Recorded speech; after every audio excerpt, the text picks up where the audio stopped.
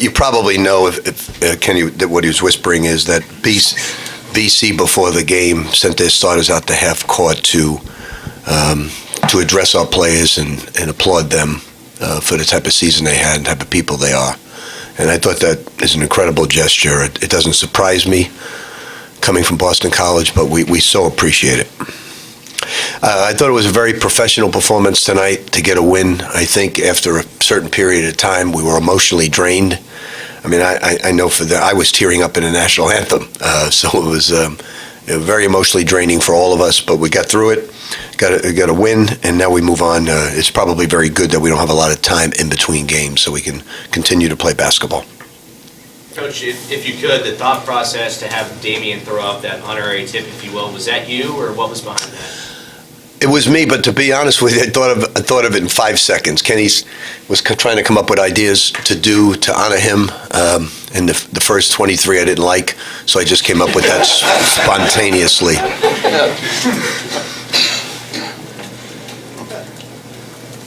How do you think Trey played, given the circumstances? He was the one I was most worried about with the emotion, but I thought he did a very good job. He got to the line. He was 9 for 9 from the foul line. And I thought I think for the first 7-8 minutes, the guys just played incredible defense. The atmosphere you called for the fans yesterday, just talk about what you felt.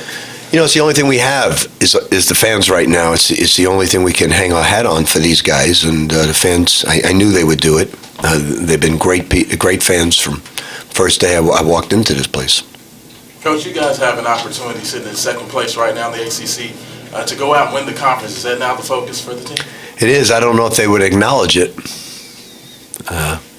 They would? Yeah. At Kentucky, we did it my second year, and they didn't acknowledge it. So hopefully they would. So we'll give it our best shot. Not going to be easy playing at Duke, at Virginia, at Notre Dame, and at Pittsburgh, but we're going to give it our best shot. There are at least 2 online petitions urging that the decision be reversed on the postseason ban. Would you encourage that? Let me say this. The system is broken. Okay. Please, nobody blame Dr. Ramsey. Tom Jurich made this decision, not Dr. Ramsey. Dr. Ramsey had to okay it. If Dr. Ramsey didn't want to okay it, he could have vetoed it. But Tom made the decision. Tom is the best athletic director in all of athletics. Now, the mistake was not made with Tom making a decision. We all got to live by that because we all love the man, we respect the man. The mistake was made by not having Tom Jurich on the committee. You don't go into war without your general. And they made a mistake in not having him on his committee. Rather than pinpoint who's to blame, we don't want to do that. It's a mistake. Now, some committees don't have the AD, but in this case, you needed the AD. So, if Tom Jurich would have known of what the meeting's going on, this would have happened a month and a half ago. Because he said, if we have a problem, if we have violated rules, we will own up to it and we will address it immediately. He said that. And he addressed it the first time he knew it. It's not worse than you think, and it's not going to be. He would have addressed it right away, 6 weeks ago. So everybody says, oh, it must be much worse. No, it was the first time he knew of the violations, and he addressed it immediately. It doesn't matter whether I agree or disagree to it. You know, my feeling is with the NCAA, I think it's wrong to penalize these kids in this regard. I think back in the old days when players gambled and they took them down and it was a scale and they took them out and they made them ineligible for life. They deserved to be. They gambled. But in this case, when you're not directly involved, it's my belief it should be automatic that you'll fine $10 million. And that the coaches get fined 50% of their salaries, even though they didn't know about it. It doesn't matter. They should be fined 50% of their salaries because they were leading. That's what happens on Wall Street. If J.P. Morgan does something wrong, Jamie Dimon didn't know about it, but that person, you're going to pay an $800 million fine. And that's what I believe should happen. Now, if our players were involved in this, they should be out of the tournament and should not be allowed to play. That's my opinion, but that's not the way it works. All this investigating, it should be immediately. You should kill the university's pocketbook and right away and take that money and put it in a scholarship for needy kids to go to college, athletes and so on. And that's what, this is wrong. It's a bad system. That doesn't mean we were not wrong in what we've done. In the limited knowledge I know, we were wrong. It should have never gone on. It turns my stomach.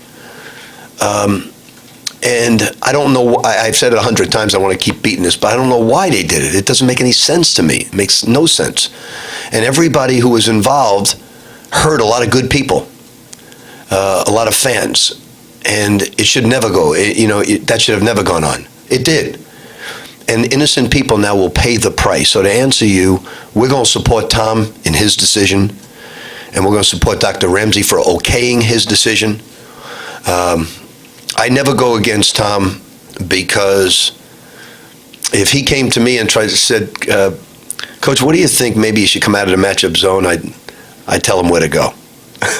But in this regard, he's the general. He's the brightest guy in the room. So we all respect, and as tough as it is, I mean, I'm sick over it. I can't tell you how sick I am. My resistance is so low right now. I had Ralph Willard, who's got just a minor cold, not sitting next to me. And I'm emotionally very distraught over this. But I believe in the man. I believe he knows what's right. I believe he knows much more than all of us combined in terms of what's the right thing to do. It's the NCAA system that's wrong. It's wrong. And it's right now, it shouldn't be, this thing shouldn't be, we should be penalized, no question about it. But not this team shouldn't be penalized. And but the NCAA didn't make that decision, we made that decision. So we got to stick with it and just move forward in a positive way. But we've got a great leader, and we've got to follow that leader. Has he shared any of the specifics with you? I'm not allowed to know anything, and the reason being is just that I don't understand any of this. I still have to be interviewed. I come out and say, I didn't know anything. I said this yesterday. There's not one coach in America, not one junior college coach, not one that would ever tolerate this behavior. There's not any, forget me, not anybody. Nobody would tolerate. No parent, well, I shouldn't say that. Nobody, no coach in this country would tolerate that behavior. And there must be a price to pay for that behavior, certainly. But this team shouldn't pay that price, unfortunately. And I believe the NCAA needs to change. It's not going to change with us. That unbelievable speech that Jimmy Valvano made that night was, it's not going to save my life, but it's going to, I hope that it's going to save other lives. Well, in this case, it's not going to save the University of Louisville, but something should change when the people are not involved. They should not pay the penalty, and I believe we should get hit with a heavy, heavy financial fine that puts us where we got to go out and fundraise to make up for it, and do anything possible. And I believe that's what should be done. We should be hit with a $10, $15 million fine, and that's it, unless somebody was involved.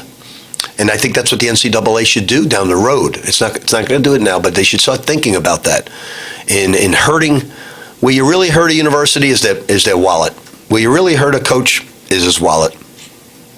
Rick, do you feel that your fans who are willing to spend money on NCAA tournament tickets deserve some sort of information or explanation as to why this internal ban happened? We violated rules. We violated rules. I mean, a lady wrote a whole book. What was her motive? Her motive was to hurt us and make money. It wasn't to clean up the system. Come on. So, we got hurt. Mission accomplished for her, the publisher, and the writer. We got hurt. They weren't trying to clean up the ills of college basketball, believe me. Any other questions about the game? Coach, will Damian be good to go for Monday night against Duke? I don't know.